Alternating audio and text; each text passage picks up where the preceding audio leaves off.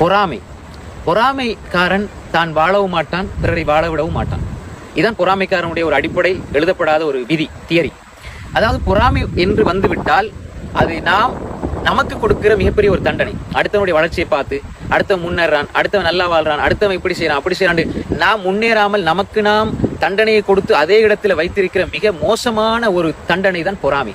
எல்லாரும் நல்லா இருக்கிறீங்க, எல்லாரும் சந்தோஷமா இருக்கிற மனசால வாழ்த்தி மனசார நீங்க நினைச்சு பாருங்க, அல்லாஹ் உங்களை சந்தோஷமா வைப்பான்.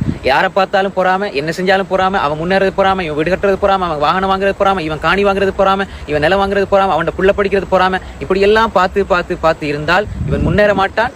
இவன் அடுத்தவனுடைய வளர்ச்சியை கண்டு இவன் நொந்து போய் இவனை தண்டனை கொடுத்து இவன் உளவியல் ரீதியாக பாதிக்கப்பட்டு ஒரு கடைசியில ஒரு மனநோயாளியாக நிலைக்கு தள்ளப்படுவான் பொறாமை முத்தும் பொழுது.